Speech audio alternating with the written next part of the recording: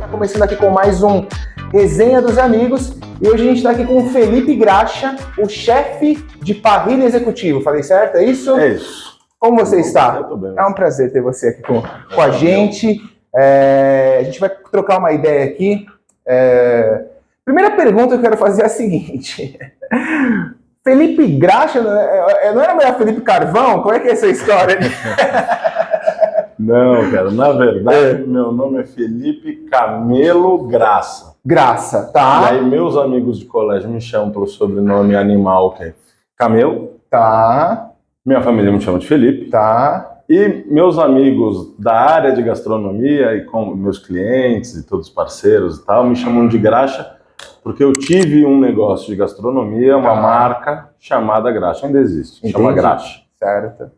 Que já fez hot dog de rua, que já foi pizzaria, ainda hoje é uma pizzaria lá em Perdizes. Pode Graxa. Eu tô brincando, porque quando a gente fala de graxa, a gente pensa, o cara é mecânico, né? Mas é porque graxa é gordura. Em espanhol, italiano, fala mais ou menos parecido com graxa. Pode crer. E eu coloquei de graxa porque eu, um amigo, no dia para criar a marca, estava com dificuldade criativa, chamei um amigo meu de uma agência, e aí eu e ele, sempre que a gente ia em hamburguerias, a gente falava pro garçom, para quem pro chapeiro, falava, vê um x-salada com bastante graxa, com maionese. Pode crer. Ou com graxa à parte, ou um pão na chapa na padaria com muita graxa, que era maionese. Pode crer. E graxa é gordura, então tudo que envolve gordura é gostoso. Pode crer. E aí ficou o Felipe Graxa. Aí ficou conhecido como Graxa. Perfeito. Fê, deixa eu te fazer uma pergunta. Você tem uma foto do seu perfil do WhatsApp, tá você com uma prancha, é isso? É isso. Não tá com um longboard? Tô. Conta um pouquinho como que é essa história, sua relação com o surf aí, cara. É só uma foto? Não, é minha relação com o mar, na verdade. Tá. Meu avô era piloto de barco de pesca de atum. Que legal. Cearense. Tá. E rodou o mundo inteiro pescando atum. Tá. E minha família, quando veio para São Paulo, veio transferido de um porto, do Porto do Ceará, para o Porto do Guarujá, lá de Santos. Tá. Então meu pai cresceu no Guarujá. E eu tenho uma ligação com o mar muito forte por ir à praia. Pode crer. Mas nunca tive habilidade de surfista. Mas aí, no final da pandemia, meus pais têm uma casa lá no Guarujá, agora. E aí eu comecei a ter mais contato com o mar. E achei um professor que conseguiu me ensinar, esse peso pesado aqui, o Big Medina, a conseguir surfar numa prancha que parece uma balsa. Tá. E é gostoso porque é o meu momento que eu me conecto com a natureza, que eu não penso em nada, que eu descanso. Tá. E quando você está ali depois das ondas, ali sentado, esperando uma onda vir ali, é só você, o mar e mais nada. Animal. Minha cabeça relaxa, esporte para minha saúde. Animal. Então aí agora, hoje em dia, eu estou nesse momento que eu gosto de ser um prego no surf. Eu digo que eu sou prego porque eu sou um péssimo surfista. Porque surf é difícil, né, cara? É muito difícil, cara. Eu sou um cara que eu já tentei alguns esportes na minha vida e o surf, assim, realmente é um esporte muito, muito, muito difícil. Eu costumo dizer que a galera fala assim, eu já surfei uma vez. Não, uma vez você não surfou. Porque acho que para você conseguir subir na prancha, você tem que ter tentado pelo menos, sei lá, você não consegue geralmente subir na prancha no primeiro dia, né? Não é uma coisa... Fiz 20 aulas antes de começar a pegar onda. Pegar onda é uma palavra muito forte. Sim, antes de eu me sentir confortável sozinho no mar. Tá. E até hoje eu ainda faço aula com o meu professor quando eu vou para ter um dia de surf mais gratificante. Porque com ele é tudo mais fácil, ele já sabe o time. Aliás, dá para fazer um paralelo com a cozinha. Tá. Fica à vontade. Surfar é a mesma coisa. Quando começo algumas aulas que eu dou, que normalmente são para as pessoas, que são aulas livres de gastronomia, que não são para profissionais do ramo. Tá. Não é um casal que quer aprender um prato, uma pessoa que gosta como hobby e tal. E aí vai muito surf, ou a cozinha, ou qualquer outra atividade que você vai fazer na vida. Né? Você tem que aprender, você tem que treinar, você tem que fazer repetidas vezes até que... Ou no surf é isso, você faz tantas e tantas vezes que seu corpo começa a responder sozinho, automático. O tempo, o joelho, a posição, o braço, e a mesma coisa na cozinha. Principalmente dentro de uma operação de cozinha, é a mesma coisa. Eu começo as aulas sempre falando que são 3 itens que eu acredito que são os pilares para nós sermos bons cozinheiros? É conhecer os produtos. Tá. Então, entender sobre os produtos. Uma lagosta estragada não vai fazer um baita prato de lagosta. Vai estar estragada. Sim. E também uma fruta no seu ponto correto, maduro, tal, vai ficar uma delícia, tanto quanto um camarão. Pode crer. Ou uma picanha. Então, não é só a picanha. O birubiru tem que estar legal, a mandioca tem que estar bem cozida, os legumes, o sal. Então, você tem que entender os ingredientes, de onde eles vêm. E qual o ponto de cocção de cada um deles? Qual o corte ideal de cada um deles? Não existe carne ruim. Existe cozinheiro que não sabe fazer aquela carne. Perfeito. Você tem o músculo, você tem carnes que são ótimas cozidas, você tem carnes que são ótimas cruas, tem carnes que são ótimas em steaks, em bifes, em churrasco, você tem carne que é ótima no espeto, carne que é ótima no bafo, na defumação. Tem N possibilidades, tem que saber o que cada uma faz. O segundo pilar é equipamento. Então você tem que saber o que cada equipamento faz. A prancha, né? Qual prancha é para onda rápida? Então qual prancha o primeiro, que é os ingredientes, você pode considerar que é a natureza. Pode crer. Como é que é a onda, como é que é a praia, como é que é a areia, como é que está o vento, como é que está a maré. Isso tudo, esse primeiro você aprende. Você pode ler, você pode fazer uma aula, mas você vai aprender muito fazendo todo dia isso, todo dia isso, todo dia isso. Você vai abrir ostra, a primeira você não vai conseguir abrir.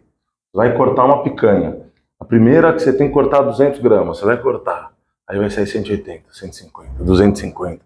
Então você vai cortando, você vai cortando. Pô, quando você chegar a 1000 picanhas, você já vai estar de olho fechado, pum, vai bater a faca, vai jogar ali na balança, vai estar 200. Pode crer. Você já pegou. Sim, sim. Mesma coisa o equipamento. Então você tem que saber qual o tamanho da prancha para o seu corpo, tanana. Qual faca usar. Então um cutelo, você não vai usar para cortar uma cebola.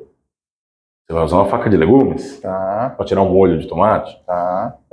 Em compensação, você não vai usar uma faca de legumes para cortar um osso. Perfeito. Você não vai quebrar a faca. Perfeito. Então você tem que usar o cutelo para cortar o osso. E isso tudo, qual panela, qual grelha, qual altura de grelha, qual pinça, temperatura,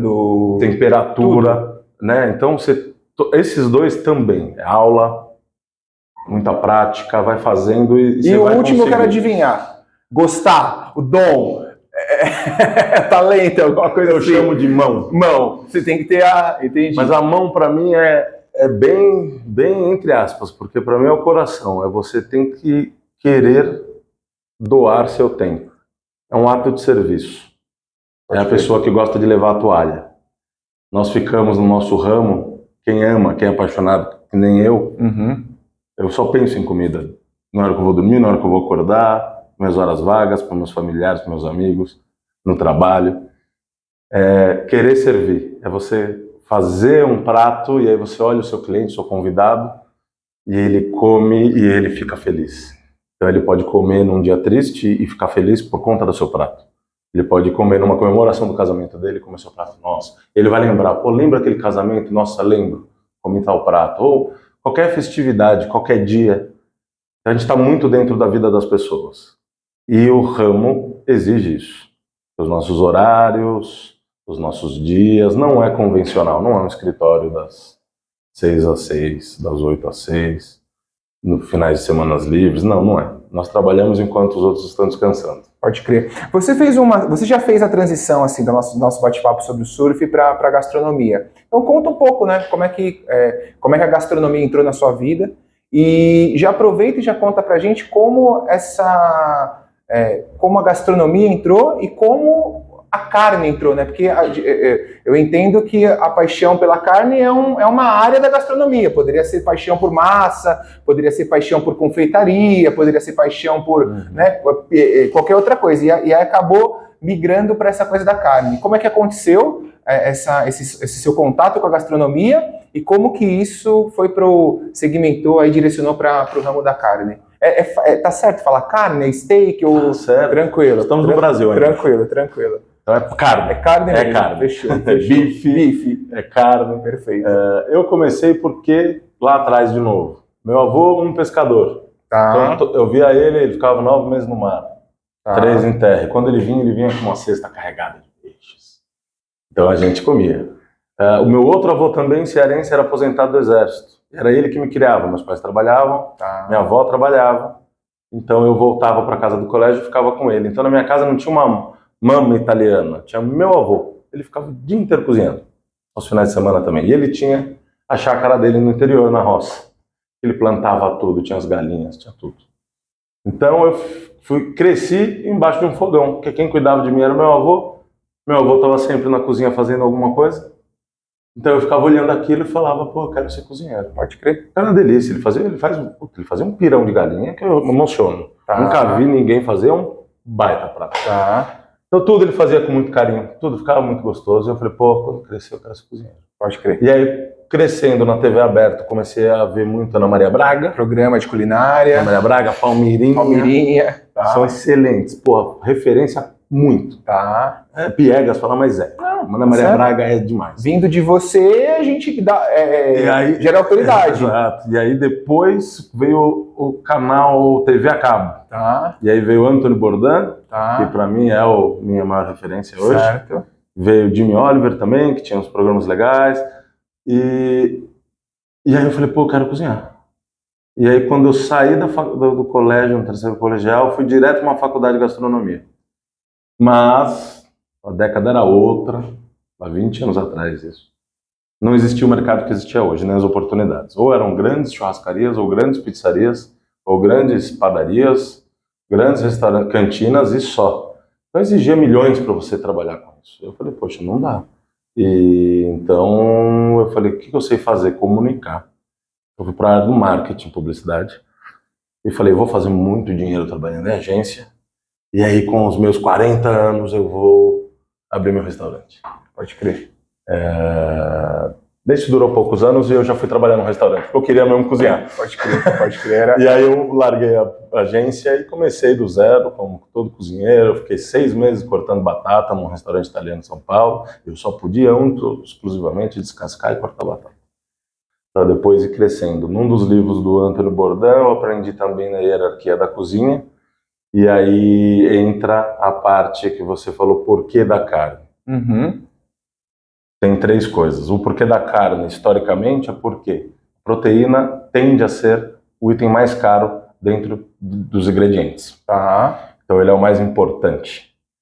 Então a praça, normalmente, tradicionalmente, na escola francesa, etc e tal, a praça mais importante é quem grelha as carnes. Certo. Esse é o principal do time da cozinha. Você tem o salsicha que faz molho, o garde-manger que faz saladas e entradas, você tem o patisserie que faz os pães doces, e você tem o cozinheiro do fogo. Tá? E aí eu falei, pô, carne é legal. E aí juntou com o quê? Paixão nacional. Certo. Todo mundo ama fazer churrasco. Certo. Picanha é tema, inclusive, político. Hoje em dia. Certo. É um item de consumo, certo. É um item de luxo. De desejo. Sim. Então eu comecei a ir para a área da carne, principalmente com hambúrguer, que eu gosto muito. E aí quando eu me vi, eu estava num boom na época do início dos food trucks. E eu tinha barba, tatuagens, uma barriga avantajada, um boné truqueiro, logo. Entendi. O estereótipo tinha que ser churrasqueiro. Tá certo. E foi aonde as portas se abriram. Então foi aí que eu comecei a ter uma carreira sólida na gastronomia, foi na carne. Entendi. Foi nas parrilhas, churrascos empresariais, corporativos, pessoas que contratavam, artistas, e aí eu comecei a fazer, e eu particularmente gosto muito do meu pão da carne. Então eu também fazia para mim, para meus familiares, namorada. Então, é isso. E aí a carne caiu na minha vida, juntou a fome com a vontade de comer. Eu acho que eu sei fazer uma boa carne. Certo. E carne, para mim, é o mais importante na pirâmide dentro da gastronomia. A proteína, na verdade, né? Normalmente a carne. Perfeito. E aí ficou nisso. Fê, uma pergunta. A gente, enquanto gastronomia de carne, o Brasil, é um boi brabo ou é um bezerrinho? É o boi brabo. É o boi brabo. Eu acho que o nosso boi, a nossa carne é um commodity, né? Tá. É importante para a Mas eu não digo nem só, produtor. Eu não digo nem só a questão da criação do gado, mas eu digo de realmente usar a carne para fazer um belo prato, assim. O brasileiro não tem igual. Porque se fala muito de Uruguai, Argentina... Mas o brasileiro é mais versátil. A gente tem a parte da carne. No Nordeste, a carne seca, carne de sol. Carne de sol. Você tem a parte do Sul, churrasco gaúcho, que é animal. Você tem a parte do Minas, que tem um porco, um suíno muito forte. Você tem o nosso litoral, que pode também fazer um churrasco de peixes. E você tem São Paulo, que para mim é uma das principais capitais de gastronomia do mundo. Com certeza. E aqui em São Paulo se faz muita boa carne. Show. Eu vou fazer umas perguntas para você. Eu pensei aqui já que eu tô como um podcaster, né, como um entrevistador, eu pensei aqui como o pessoal chama de ping-pong, né, um jogo rápido, né. Então, já que você tem ali já que você está conectado com a natureza, fala aí, uma praia. Guarujá. Guaru? Opa. Tá bom.